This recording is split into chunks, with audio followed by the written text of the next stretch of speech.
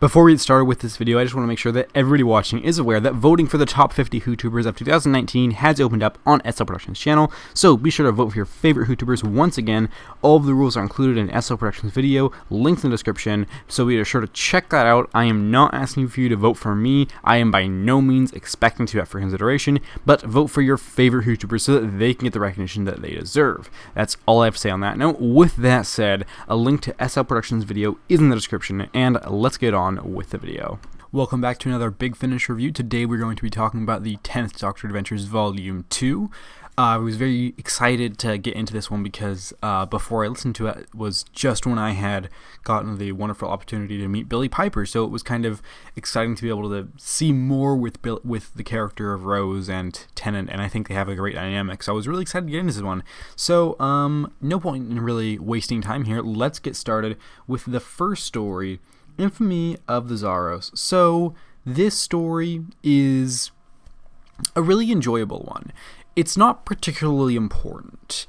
It just kind of is there, and if I hadn't listened to this story, then I would have been fine, but frankly, I enjoyed it. And I think that Tennant and Piper have great chemistry, as they always have, and it's great in this too. And Jackie does really well in this one, and they have some supporting cast that is well utilized within the story, and they do a good job. Nothing particularly noteworthy, but like I said, they do a good job. And this is the one story where there is some kind of spoiler stuff, and I'm not going to talk about it because, frankly, I don't feel the need to, but there is some sort of spoiler stuff in this story that I thought was really rather interesting, and it's not amazing or anything, it just has some really neat ideas that are really well utilized, but that stuff is not in the summary, and it's far enough into the story that I do not feel comfortable talking about that without spoilers, and I don't really want to talk about spoilers, so I just will say that there is some clever sort of turns in this story that are really enjoyable, and I liked how they played out, and it's very interesting. And the story on the whole doesn't have anything great to it. Well, I would say the one great thing really throughout this is Billie Piper and David Tennant. They're great together. But really, this particular story, it's just really enjoyable, and it's fun to listen to, and it's paced well, and everything's well handled, and yeah, that's about all. So the next story that we have, and I do not want to pronounce this one incorrectly. This is the name of the story, as you can see on your screen, and yeah, not 100% sure on how to pronounce it. It's been a little bit since I listened to this one. But even after first listening to it, the actual story itself, nothing particularly memorable. I definitely didn't enjoy this one as much as I enjoyed the first one, which was a reasonable amount. This one, it's just kind of, you know, a pretty filler story. Like, these are stories from Season 2, like early Season 2, and if these were Season 2 stories, they would be kind of on the weaker end, because Season 2, mixed season, but it's got some great stuff in there.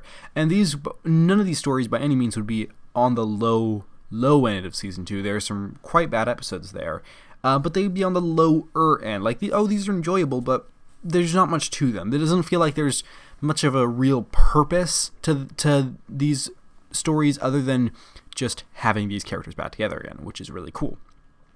So this one, it's got a really interesting historical character whose name, like the title, I dread to pronounce, so I shouldn't even try. Very interesting character, and I thought that was a really interesting concept. I did think it was a bit of a shame that they didn't really do much with this character. Very interesting, yet not much is done there. It's a little bit of a shame, and the villain's a little bit generic, and not a ton happens, and it's enjoyable, but it's just a bit of fluff. You know, it's just kind of here to exist and fill up this box set, and that's about it. So, moving on to Cold Vengeance. This was personally my least favorite of this entire box set. So this is just the 10th Doctor with the Ice Warriors, and there's not much to be said there. It's enjoyable at parts, but it does just kind of do nothing particularly noteworthy, and that's why it is my least favorite of any of the 10th Doctor ones so far that I've listened to, because it's just kind of there. The Doctor and Rose wind up on basically this space freezer satellite thing, and then they meet the Ice Warriors, and then, oh, there's a problem, oh, there's people hear, oh, stuff happens, kind of, oh, it's over, you know? So, not a ton.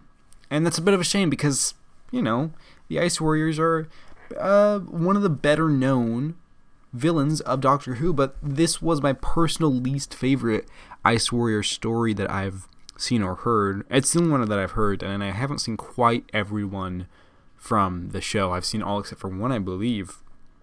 Yeah, so it's a bit of a shame that this one didn't have much to it. It was just kind of there. So overall, I found this to be an enjoyable box set, if entirely inconsequential. Easily the best thing about what's going on here is David Tennant and Billie Piper back together again. There are parts where you can tell that Billie Piper has aged, and her voice is different, but that's not particularly a criticism because that's just what happens with age. So I can't really criticize her for that, but all the same, she does a great job portraying Rose, regardless of her voice sounding a little bit different than it did at the time that she portrayed Rose in the television series. And these stories range from just being, well, all of them are inconsequential. They just kind of happen. But Infamy of the Zaros was rather enjoyable, and so was the second story. And Cold Vengeance was just, it was just there, really. And yeah, it's a shame because Tennant is my Doctor. And I love his chemistry with Rose. And I did enjoy seeing that back. But it's just a shame that not much more is done with this. So, while I enjoyed the 10th Doctor Adventures Volume 2, it is going to get a slightly disappointing rating, but a good rating of 7 out of 10.